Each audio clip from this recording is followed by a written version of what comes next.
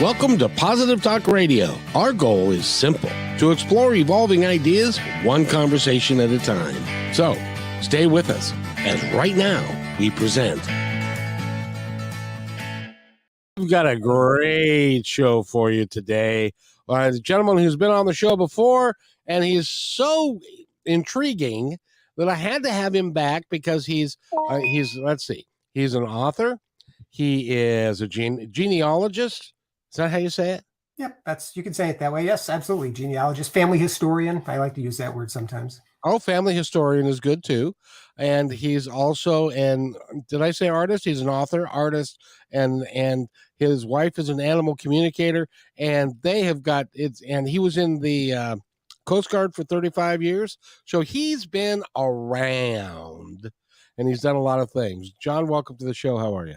I'm doing well, Kevin. Thank you very much. And thanks again for having me on. I was really looking forward to this. So probably be the last podcast interview with you prior to the Behind the Power event, which is coming up in October. Yep. Hopefully we'll touch on that later on in the show. Yeah, well, actually, we can start with that if you'd like, because that is a program that you are going to be a speaker at. And are you doing a breakout room as well? I am, yeah. Right. So there's three different components to what I'm going to be participating. Four really, if you want to get down to it. The first part is I'm going to be presenting a 15-minute speech, and I'm going to be focusing on codependency, because that is a project. Boy, I can't speak tonight. That is a problem that I have experienced throughout my life, and it wasn't something that I realized was manifesting up until I met Allyson Roberts. So that's the first part. Second part is the breakout room. And I'm going to change it up a little bit with my focus being on some of the challenges that I faced shifting from, I'll use the Coast Guard, but basically shifting from a lifelong investment in time and effort and basically changing careers, because that was a really big challenge for me. And I think there are a lot of people out there that have similar challenges if they're shifting from a career over here and trying to find another career after that. It can be frustrating sometimes. That's the second piece. The third piece is the panels. So I'm going to be participating in a couple panel sessions with some of my peers on stage, one of which will be talking about vulnerabilities and things like that. And then the fourth piece, of course, is I will be showcasing some of my art. So I'm going to have a table that's going to be set up at the Hotel Coley in Atlanta. So if folks want to stop by to check it out, they're welcome to do that. And it's really exciting because the event is the premium event has sold out, which is really cool. But you can still go, and you can still go virtually, absolutely, from anywhere in the world. So we can talk about that. And it's called Behind the Power. Go to behindthepowerevent.com and you can get tickets to it and find out all about it, all the speakers that are going to be there. I think it'll be a lot of fun for everybody. I wanted to touch bases with you, first of all, on this thing that goes on with, a lot of it is older guys like you and me that are, you were involved in a career for 35 years in the military or the Coast Guard, which I consider part of the military. And knowing what you had to do, and somebody was telling you what to do, or you were telling them what to do for that entire time. You had a rank, you had people that were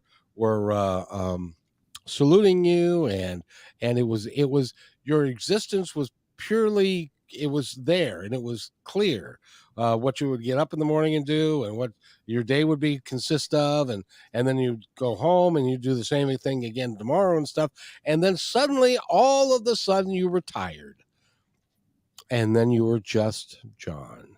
Yep. That is a major transition, isn't it?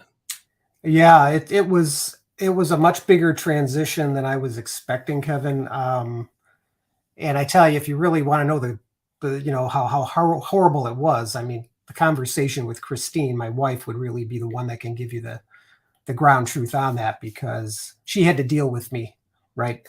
It's no nicer way of putting it than that. But the big thing for me, and you're right, when you're in an environment that's very organized, very rigid, and very structured, you do get used to it. It is an institutional type organization.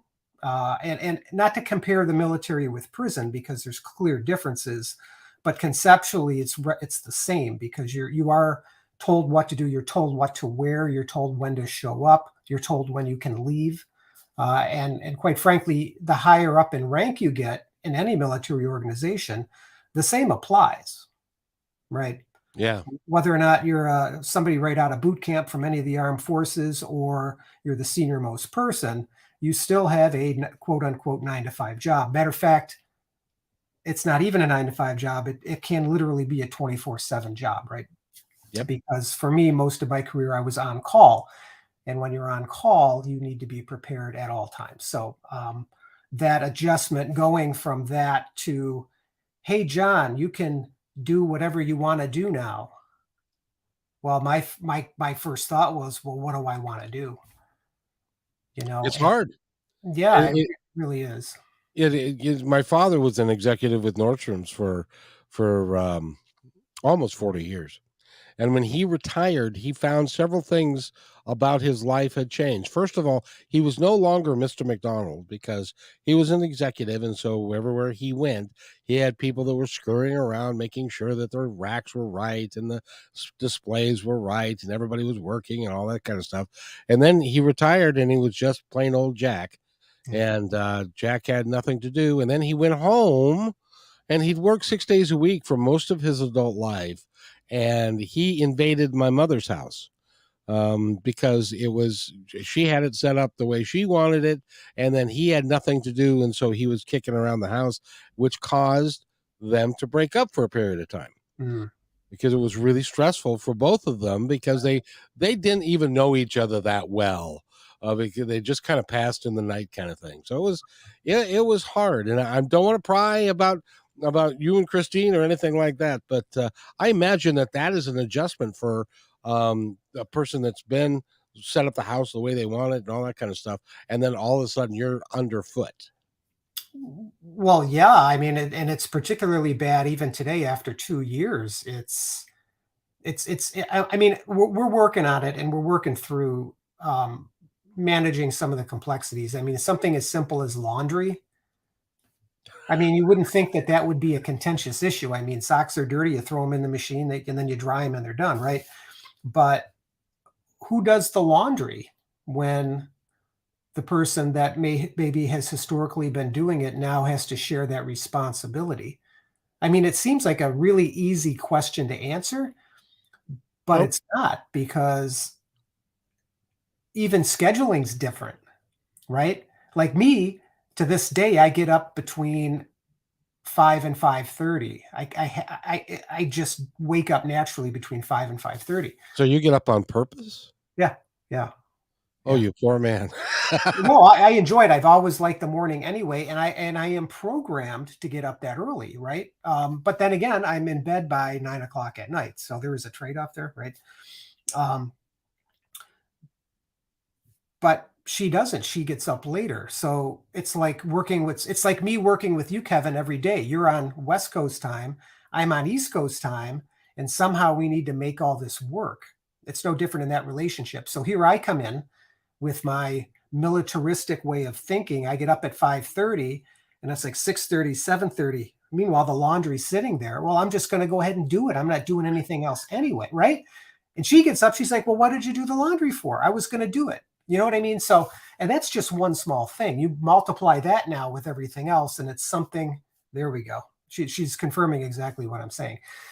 Yes. It does take patience, and I think what's really good for me is I do have Christine, who's a very strong person, you know, and she's been very good at communicating that to me. And I think being in Allyson's program, both of us has actually supported this dialogue much better than it could have been.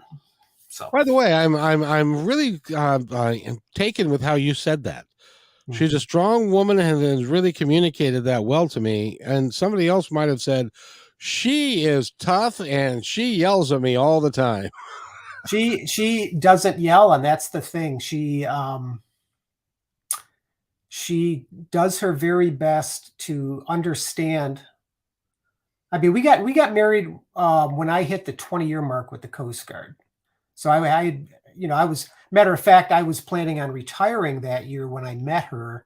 And the reason I didn't retire is because I thought, well, I'm getting married. I need an income.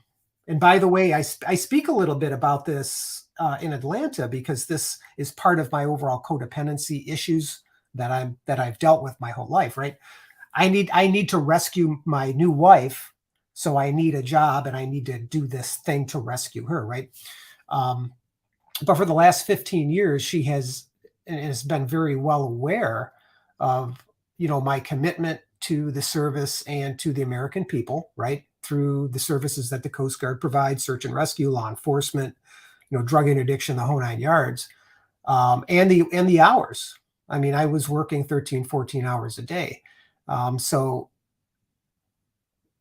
her being witness to that, I think, made her a little more understanding to what I was going through when I did retire. Now, at some point, though, she's going to say, all right, it's been 2 years, it's been 3 years, time to fix this, right? And I'm working on it, and we're getting there. But it is a very slow process. So I would think that my advice to anybody, and that would probably be something that I would discuss and probably will during that breakout session, is to be patient with yourself, because I might be a little slower than other people, but either way, it takes time. It's a whole lifestyle change. It's everything about you, and even how you feel about yourself changes. That Yeah. happened with my dad because suddenly he was just Jack, and nobody came around. His friends were still working. He retired a little early, and he had nothing to do, and he didn't know what to do with himself because he'd spent so much time doing the one thing. He could not transition. I'm so glad that you are in the process of transitioning Right. as into an artist and an author, and you're doing all kinds of things. So you're transitioning quite well. Well, thank you. Yeah, I have and have always had a lot of hobbies which have the potential to be quite exciting. I mean, it's really nice that I've postured myself where I have some flexibility now, where I can focus in on artwork or writing or, family histories and genealogies and things like that. But where the struggle for me lies is, now I do have that time. Where do I put that focus? Yeah. You know what I mean? It's like I don't necessarily want to, and I don't. Well, maybe I do. Maybe I don't know what that focus area ought to be. It's kind of a complex thing for probably a lot of us in this position. Is, where do you put all your eggs? Which basket do you put your eggs in? Mm-hmm. You know what I mean? Yep. I was a bus driver for 12 years, and there were guys that worked, 50, 60, 70 hours a week as a bus driver for 25, 30 years. And what happened to them was they would retire, and their whole family they they didn't have a good family structure around them because they were working all the time. And Right. a lot of them, and I know you've heard of this, a lot of them just ended up passing away. Yeah. Uh, Oh yeah. Yeah. because a lot of people when they retire, they end up not knowing what to do. They end up sitting in front of the television 28, 30 hours a week and stuff, and their life, for all intents and purposes, at the very moment when they have the freedom and hopefully the financial wherewithal to Right. be able to do some fun stuff, they all of a sudden just sit there Yeah. and they don't feel like they can do anything, and that is sad. And that's what I hope that's what your talk is going to be about in Atlanta, is to always be looking for the next thing. Oh yeah, absolutely. And I think that's one of the key points for any transition process. There are folks that I know, even transitioning from shorter periods of time, 5 or 10 years that they've obligated, in a particular role or function at an organization, and they say, well, I'm going to take the next 2, 3 months off to just. That's okay to maybe do that for a week or so or 2 weeks, but I think that if you become too complacent or too if you don't focus on the next thing, I think that's what you're describing will happen. I think you tend to fall into, I want to make sure I say this right.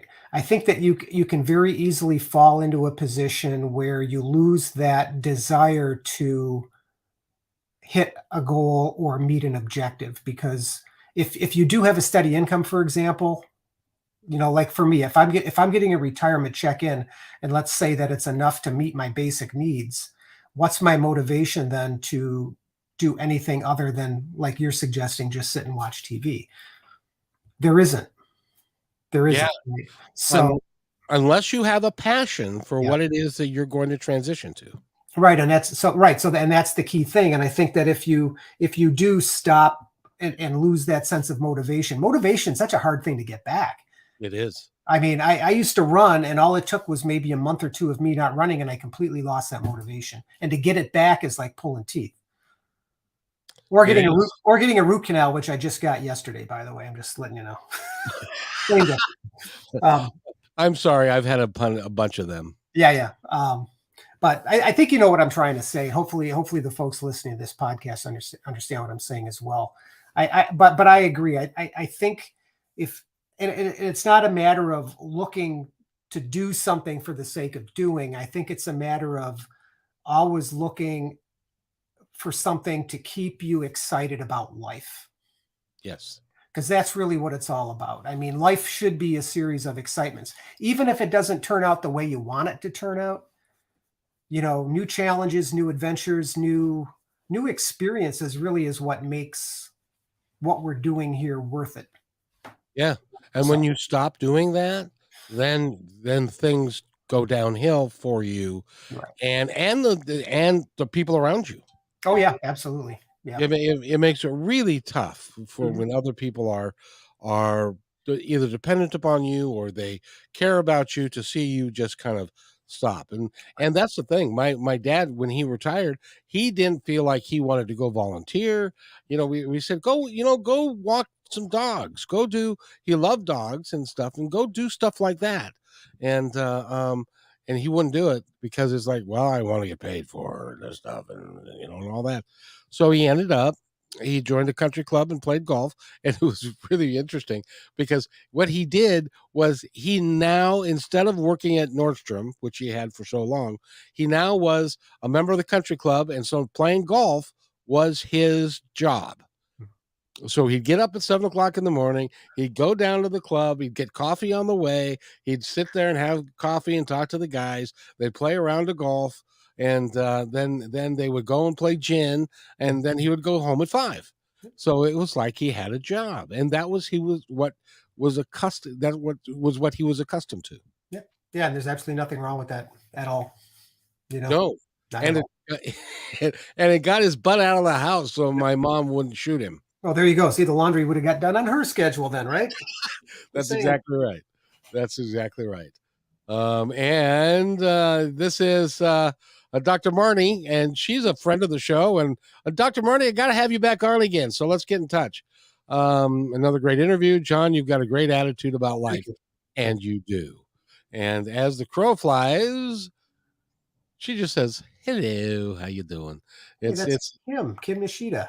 I know her. Yes, I know her too. Right, she was on the other day, wasn't she? She was, and she's going to be on again. She was delightful, as you guys all are. You guys all are. And, we mentioned Christine, and Christine is an animal communicator, and something happened in your house in the last 3 weeks that is, it's life altering and it's life changing. Tell us what happened. Yeah. After 13 and a half years, almost 14 years, our beloved Milkbone, who you can see in the background for those that have video, he passed away. He had, about 4 or 5 months ago, had a case of vertigo, which is something that happened inside of his brain, I guess, and he had some issues with that, and I'm not quite sure he ever recovered from that. He was starting to have some breathing difficulties, and then it just went downhill. So about 4 weeks ago.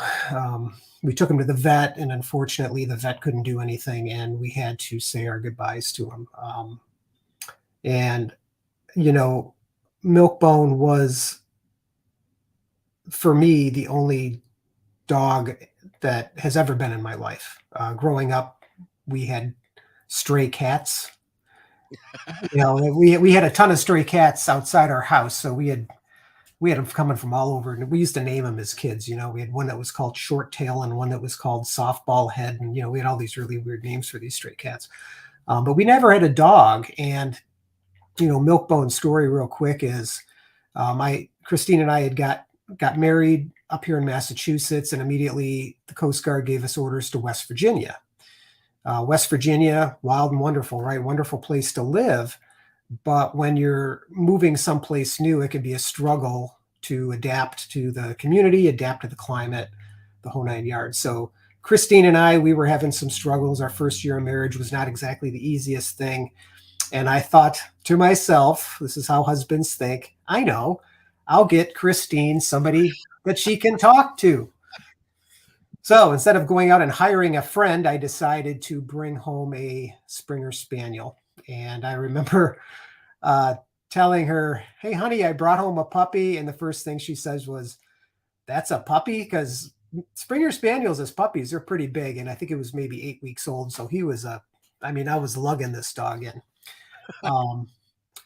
But from that day forward, those two bonded, and I did as well. He became our best friend. He was with us all the time. A very well-traveled dog. I mean, he lived in West Virginia, lived in Hawaii, lived in California, lived in, of course, Massachusetts, and he's been to New York, he's been to Georgia, he's been all over the place. But he's really going to be missed. And for those folks that have dogs, cats, or any kind of animals, I absolutely now more than ever understand what it feels like to lose somebody that's so close. So the good news is I know I'll see him again. I just know it. I feel it inside my soul. I know that I'll see him again. It's just going to take me a little while before we get to play again. So, and I know he's looking forward to seeing Christine too. Now, Christine is an animal communicator. Mm-hmm. And when Milkbone was going downhill, did she have an opportunity to talk with him? Did she get any thoughts, anything from him, or was he kind of? Sometimes it's hard to communicate when they're not feeling well. Yeah, I'm not going to speak for my wife and what she does or how she communicates, because I don't really know that much about it. But I know that towards the end, I know that she was picking up that he was feeling a little bit of confusion. I don't think he wanted to go, but I don't think he had much of a choice. I mean, I'm not an animal communicator, but I was there when we saw him at the vet, and Christine and I made the mutual decision that he had to, cross the Rainbow Bridge. There was no way around it. I mean, I'm not going to describe it, but he just was. There's no way we could have brought him home. There's just no way, but I think from what she said, I think the only thing that she picked up on was that he was just a little confused as to what was happening. Because what was really interesting, Kevin, is as much as he was struggling to breathe, when he saw us, he waggled his tail. Oh yeah. You know what I mean? Yeah. So he was very aware of what was going on. It's just it's like with us. I think we get to a certain point in our lives where our bodies just start to not function. Our minds are sharp, and we're like, dude, I got all this stuff. I got to do this and this and this. And it's like, well, I can't even run anymore because my knees hurt, right? Yep, I'm there. It's I'm going down the Rainbow Bridge. Hopefully it'll be a while before I hope so too, right? But I actually get there. But I got to tell you, John, and this is from years of working with animal communicators and folks that have talked to my dogs and stuff like that, they look at passing on as differently than we do, Yeah. in that they don't have any fear of it, Yeah. because it's just a natural part of life. And so, and he does have a soul, and he will see you again, and he's waiting for you, and that time will go very quickly.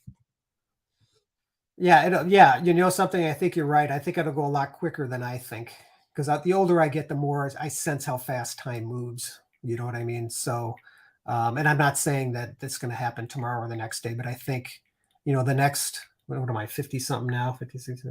I mean, hypothetically, if I lived to 80, which would be super, you're only looking at another 3 decades, which is far less than the time I spent in the Coast Guard, for Pete's sake. You know what I mean? So, relatively speaking, it's not that long. So, Oh yeah, no, and see, since there is no time over there, yep, exactly.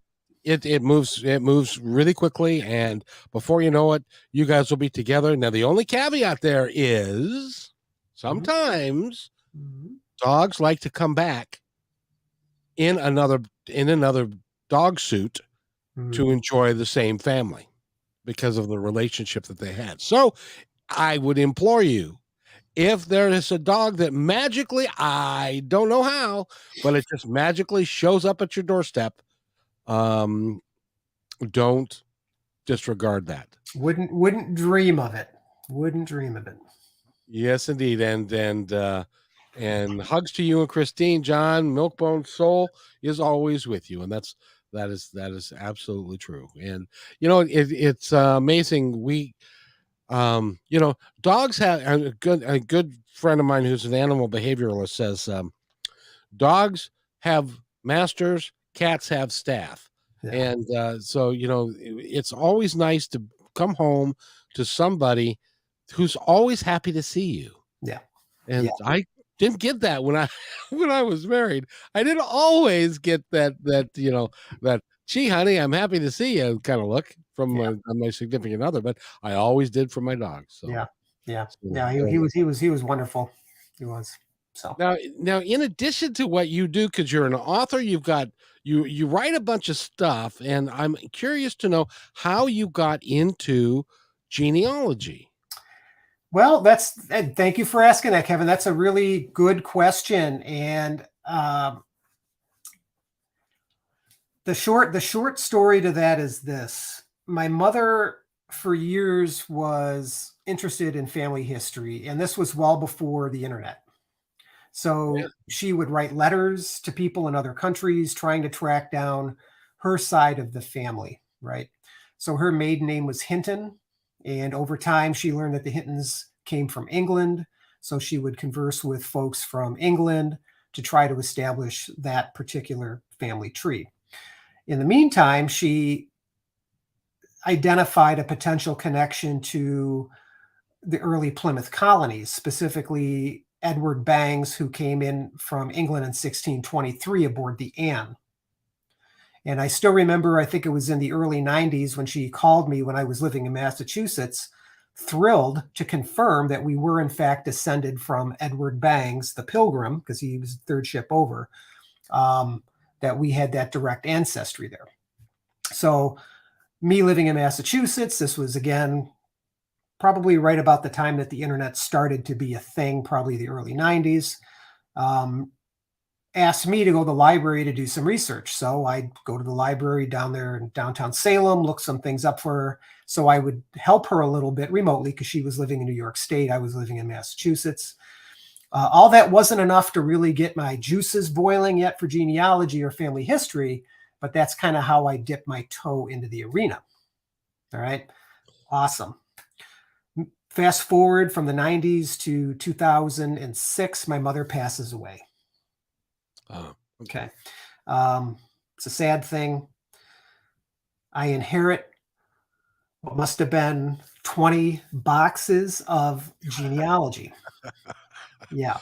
so And I you get, kind of got forced into it. yeah, well, I wouldn't say forced into it, but I'm like, wow, and this is when I moved with Christine to West Virginia. This is right around that same time period, or actually a little bit before. No, it was right around the same time period. So I've got all these boxes of genealogical material. Meanwhile, we now have the internet. So my first thing was, well, I hate to throw out all my mom's work.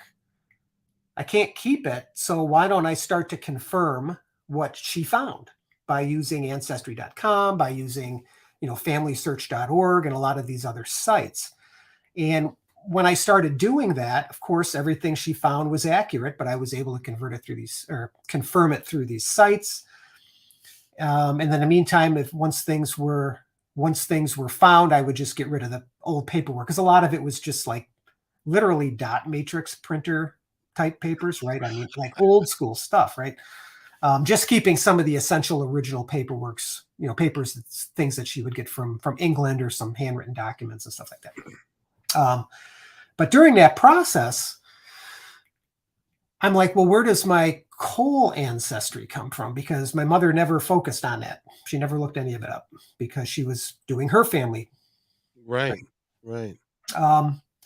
So the coal line, now that's really where my love for genealogy sprung, because the story with my dad is growing up, he never once spoke about his family at all.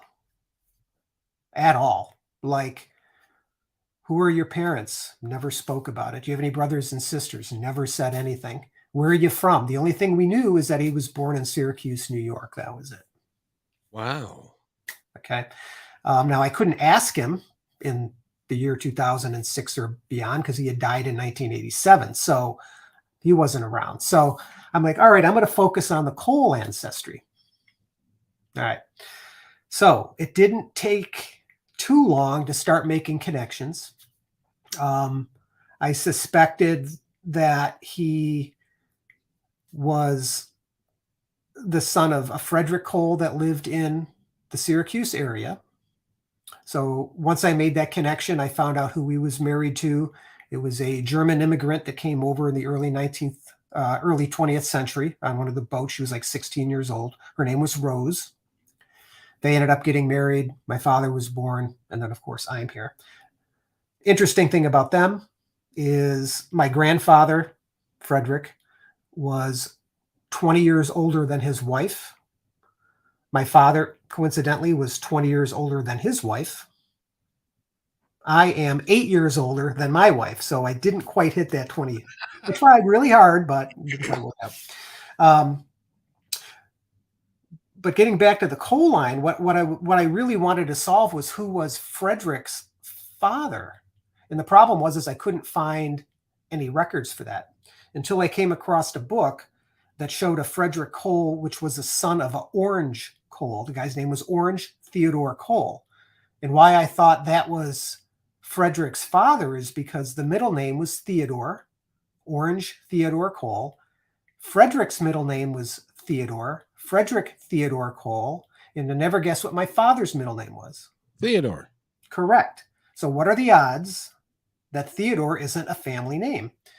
The problem that I had was the birth date for Frederick, listed under Orange, was a year off. Ah. Fortunately, New York State has really good records, so I sent away for the marriage record for Frederick Cole, which lists Orange Cole as his father. Oh, wow. Orange was a Civil War veteran for the Union.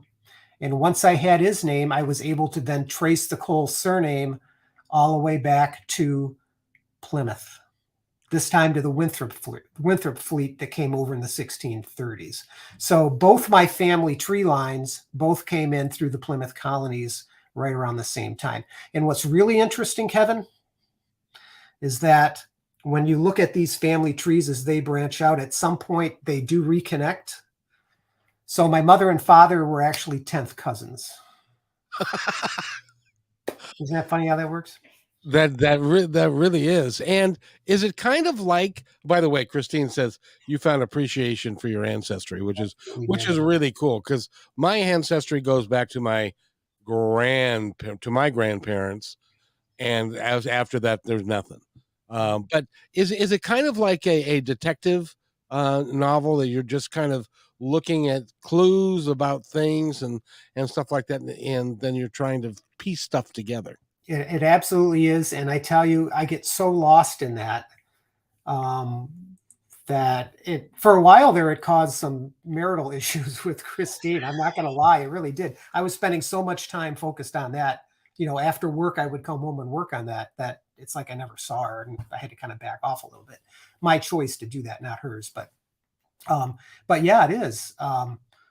And sometimes what makes it more interesting is when you start to research other families that aren't even related to you, right? So I've done family histories for friends of mine, over the years, and it's surprising how many people that I've done at random, and what I mean by random is, I'll do yours and I'll do somebody's from, Arkansas, and I'll do somebody's from Vermont. What I'm finding is that more often than not, I can tie these people into my family tree, which means then we're related. My first one was my first non-relative was a friend of mine I did in Hawaii. I found out, and his family came from Spartanburg, South Carolina, and we share a common ancestor, so we're cousins. Right? I did a friend of mine that lives in New Hampshire and found out that we're cousins. I did one for a friend of mine I met in Boston, find out we're cousins. Our secretary in Boston, when I was working there, my last job with the Coast Guard, I did her genealogy, and we're cousins. It's like we literally are all connected, Kevin. And when we look at the world and we watch all this negative talk between people, I think what we're missing is that at the fundamental level, we are all related to each other. And it makes me wonder, if you knew that, would it make things any different? I don't know, but Well, if you knew it, but more importantly, if you believed it, because but you see, your family tree goes back 400 years in the United States, or yeah, right. That's in, just in the U.S. Yeah. in the colonies and stuff, and then it goes back even farther than that. But if you and thank you for saying that we are all connected, because I know fundamentally deep in my soul that we are all connected, and it would change, it would literally change everything if you no longer thought somebody was different, or you were fearful, or you were disdainful of their past, or the color of their skin, or who they loved, or any of that. If we could get through that, it would fundamentally change the world. And I think we're on the path to get there, but sadly I'm going to be across the Rainbow Bridge before we get there, I'm afraid. Well, you know what, I would agree that we will get there at some point. When, I don't know. And I would agree, I don't think I'm going to be around when that happens either. But I think it starts with people like us. I think it starts with wanting to see things better, and really, and I'll be honest with you, what really helped me through the years is things like family history, looking at your own family and understanding where you come from, because you've got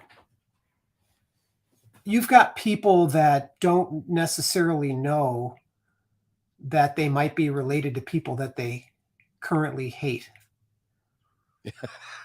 You know what I mean? Oh And yeah. I don't necessarily mean contemporary, but let's take the whole slavery issue really quick. I mean, you could be running around hating the African American community and not even realize that in your family tree you might have African American ancestry or relatives in there that might have been slaves, which might even change your entire perspective on that argument. You wouldn't even know that. uh, Yes, indeed. right? Indeed. Or you know, or you don't even think it's an issue, so you don't even address the subject, or it's somebody else's problem, not knowing that if you go back 5 or 6 generations, your third, fourth great grandparents owned slaves. Hmm. How would that And make right? I mean, so I think it can change your perspective. it would, if as an example, if you are somebody who is, for lack of a better term, I'll just say just your garden run of the mill racist. Mhm. They believe in the white privilege and they believe in white people. But if you go back into their genealogy, and if they at one time had relatives that were slave owners, chances are they have a brother or sister or a cousin or somebody from back then that was African American. Yeah. And because they did a lot of even who was it, Alexander Hamilton? He had a mistress who was an African American, I Oh, believe, right. Yeah. and stuff. So I wonder what it would do to your psyche if you were a devout person that was a devout racist, and then you had an ancestor who was that race.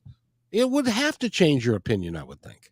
I would hope that it would, but I think with that comes a willingness to, right? I think, if when it comes to beliefs specifically, and that's why, I'll bring up Allyson again. That's why Allyson's program is so important to me, and why it's so important to the people that are working with her, and why it's so important to the world, is that she helps us change our minds about things. Because when we are very focused on anything, whether or not it's a racial issue or a political issue or, a laundry issue, those are just thoughts in our head.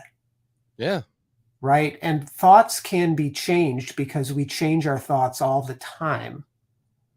How many times did the alarm go off this morning and you thought, well, I think I'm going to hit the snooze button for another 8 minutes on my iPhone.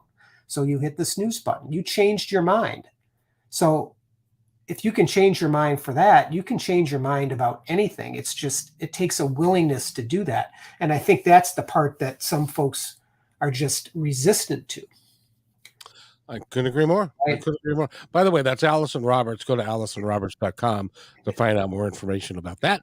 And also Behind the Power event, which is coming in October 19th to 21st. And it'll be a lot of fun for everybody who gets to go. Now you can go virtually. And now the rooms are sold out, darn it. I wanted to go to swim in the pool that's on the roof. That would be fun. But then everybody else would leave if I got Oh, I don't think that's true. Maybe we'll jump in there with you. Who knows? that could very well be. By the way, we're talking with John Cole. He's an author. He's an artist. Let's talk about genealogies. Well, no, before I leave that subject, I got to ask you, because there is a rumor in my family that my great grandfather on my mother's side had a family of 5 in St. Louis or the Midwest somewhere, and left them there and went out to Oregon and had another family of 5. Is there any way genealogy wise that you can trace that back? How would you trace that family that was in the Midwest somewhere to him when he was in Oregon? What time frame are we talking about? 1860s, 1870s, somewhere in there. It would pretty much all be through the census records initially, because 1850 is when the first U.S. Census started to collect everybody's names, right, for households. Prior to that, they pretty much just focused on the males, right? So it would be, 1840 and earlier, it'd be Kevin McDonald. Your name would be listed, and then for those members of the household, there would be one female that would be over the age of 40. There would be just little hash marks, right? So you wouldn't have names. But 1850 and moving forward, they would list everybody's name. So at some point, the census takers, because they did a much better job back then than they're doing now, because now nobody wants their information out there. So I'm not going to do the census. You're going to know my information. Right. It's all out there anyway, for Pete's sake, right? But you would track that using the census records. Got it. So you were doing genealogy before you retired, and then you picked up. Then you were also writing before you retired, I'm assuming. Yep. And then you picked up the artistry. How did you pick up the artistry? I assume that was after you retired, or did you do those? Were you just doing all these hobbies and you just transitioned into a career out of it? Well, the artwork. Well, the writing piece started. Writing piece started while I was in the Coast Guard. It started with back in 90, I think it was 1990, I had a newspaper op-ed published in the Buffalo News. And I saw my name in print. And I'm like, oh my God, I can write. So that's what it was. It's like they actually printed something and put it in the newspaper. My mom was so proud. It was awesome, right? And then I wrote some articles for Great Lakes Boating Magazine. I did that for about a year when I was working for the Coast Guard in Buffalo, New York. And then I started, my first book set was documenting the Charter Street Cemetery in Salem, Massachusetts. And that turned out to be 7 volumes, the larger format softcover books. So the writing actually started before I retired. The art started maybe 4 or 5 months before I left Hawaii, because I was suddenly inspired to paint. Did you know that you were good at this when you started? Because these are just phenomenal. Well, thank you. That's part of my codependency issue as well, is not recognizing the value of what I do. So I have been told that my artwork is good, and I will say thank you for that, Kevin. But one of the things that I've been working on for the last 2 years, since working with Allyson, is, recognizing my value. So now this is something new that I can do. Oh, look at that. I'm showing your artwork. And by the way, down here where my cursor is, that's Milkbone. That's Milkbone, yep. And I was looking at this one, Wiley. Wiley, yep. That's Carrie's dog. How did you get the eyes to do that? That looks so real. Thank you. No, it's just, those are painting with dots. It's like a pointillism type technique. It is just amazing what you're doing with these. And by the way, if you are a dog lover like I am, my father was, we had a dog named Susie, and she was one of his favorites of all time. And we had a portrait done of her before she passed, and that had a place of honor in his house all the way until he passed, because he was our animals are so important to us. Mm-hmm. But I tell you, you are extraordinarily talented, young man. Thank you. And there's Munchie. Munchie's the first cat and only cat I've done so far. That's because getting a cat to sit still for very long is hard to do. Yeah, maybe that's it. Yeah, hard to photograph. Yeah, but you get the eyes.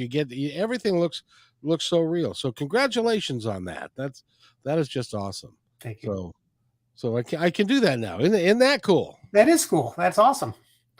But yeah, if somebody wants to get a hold of you and would like to commission you, all you need is a picture, mm-hmm. I would assume, and they can commission you to do their portrait of their animal, or like on here, it's on tile that you're putting them on. So that's right. Really cool as well. How do they get a hold of you, John?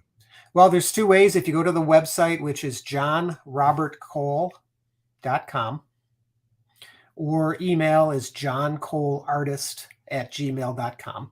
And the reason that the URL is not the same as my email is because somebody else has my URL right now. So don't you hate that? I got a guy.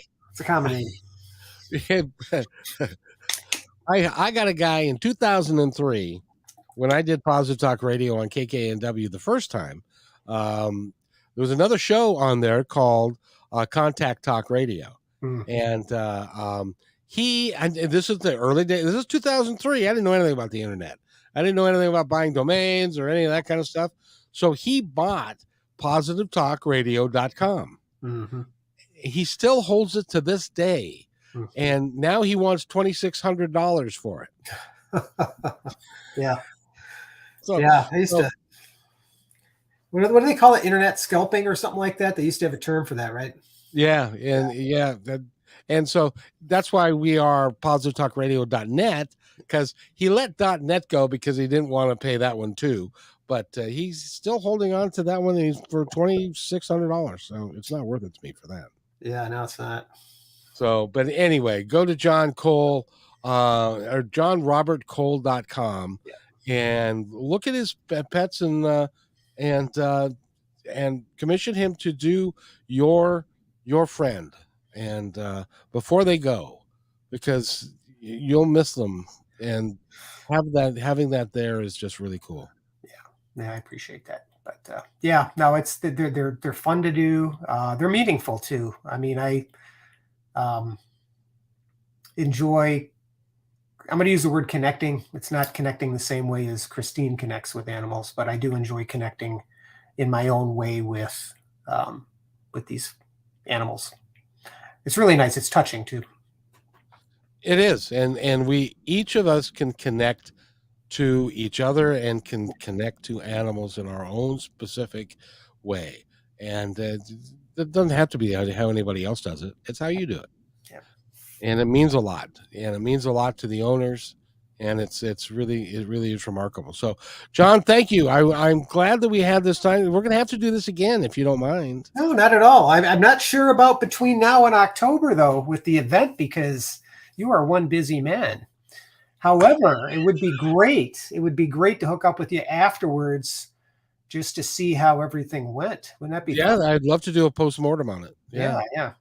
It is amazing. If you look at my schedule, I can't believe how busy I am. Oh, you're popular and it's awesome. I mean, you do such a great job, Kevin, and I know you've got a great number of people watching your shows and some really interesting guests too. So good for you.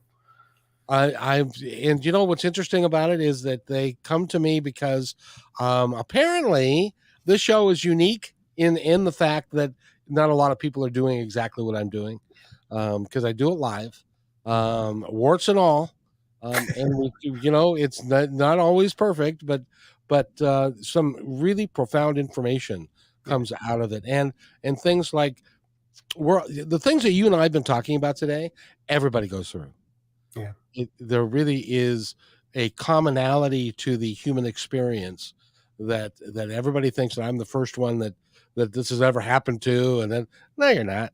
Yeah. It happens to all of us, and and Allyson will tell you that. Yeah, we're not alone, and that's really the big message, I think, is that you're not alone. Anything that anybody's going through, and somebody's been there. And they can help. That's the important thing. They can help. Yes, they can. And if you are willing to accept help, some of us have a trouble with that, but this is all a process of growing, of having our experiences, and the experiences add up into the sum total of who we are, and then we work to do the best we can. Yeah. And exactly. That's all you can do, is the best you can. Yep. So, okay, I'm going to set myself aside over here, and I want you. I'm going to give you a moment or two to tell our audience, the ones that are listening now, hi Christine, and the ones that Dr. Marnie, and the ones that are going to be listening later, to tell them anything that you would like them to know. Anything? Okay. Well, first of all, for those folks that are either watching live or will watch the replays later, thank you so much for taking the time to not only listen to Kevin, but listen to me as well. I mean, it means a lot to me. I think the big thing for me this evening with the Behind the Power event specifically, I'll start with that, is it's going to be an amazing event. Earlier today, we had a meeting with the other speakers to go over not only the logistics for it, but also just a little bit about what to expect. It's going to be phenomenal. I've heard all the speeches now from all the other folks that are going to be presenting.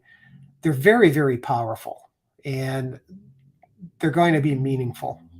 And I think if you don't go, you're going to be missing out on what could be the event of the year. And I know that sounds a little cliche, but I'll be honest with you. You really would be. So if you can't make it in person, again, there are virtual tickets available. www.behindthepowerevent.com. We are also all going to be available at the event. So if you'd like to chat with us, just say hi. Or if you want to talk about something a little more in depth, if we happen to connect, from a spiritual sense, just ask and we will sit down and we will make the time. So that's the first thing. Second thing is the family history, the genealogy. I wanted to touch on that real quick. Family history is incredibly important to all of us because who we are today is because of who we were and where we come from.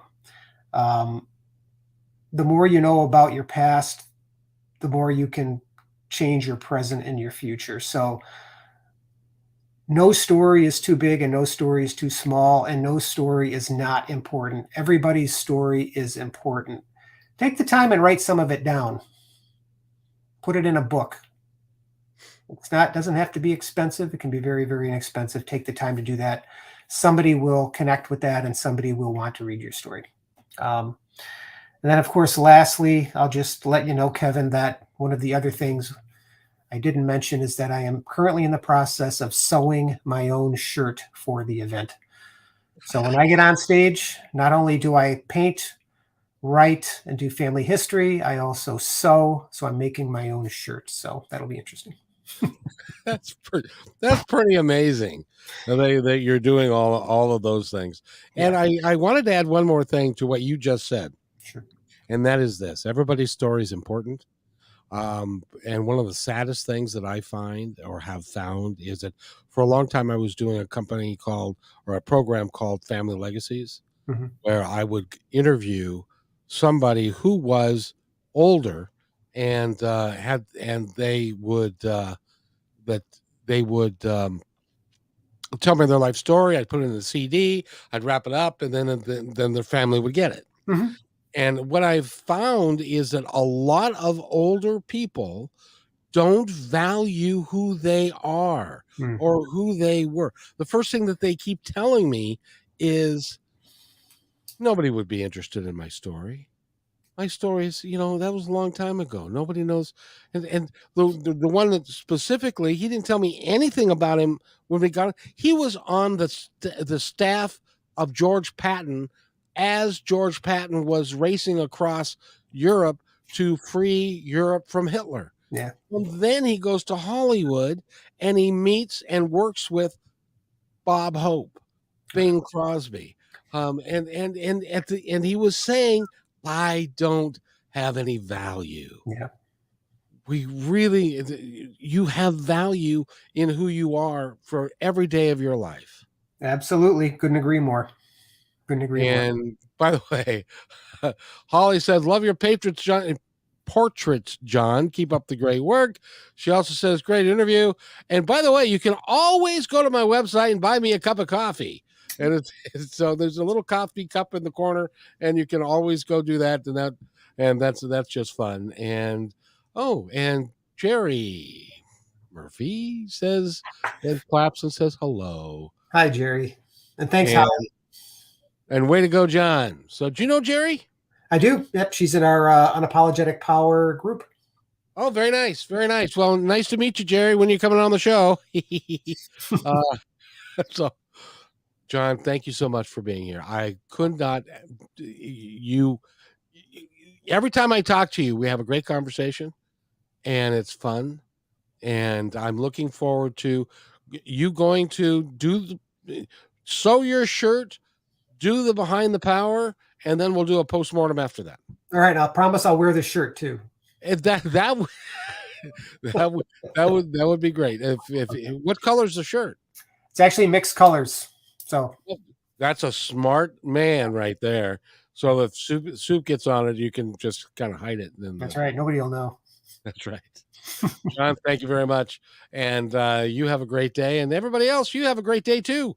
And so wait right there, John. I'll be right back. All right. Hey, thanks for enjoying this episode all the way to the end. Please give us a like and subscribe to this channel. This has been a production of PositiveTalkRadio.net. Please visit our website, oddly named PositiveTalkRadio.net, for more details about us and our mission, which is to provide great positive programming designed to inspire us all. I'm Kevin McDonald, and I'm proud of these shows, and I truly hope that you'll like them and share them with friends and family. So on behalf of our entire team, remember, be kind to one another, because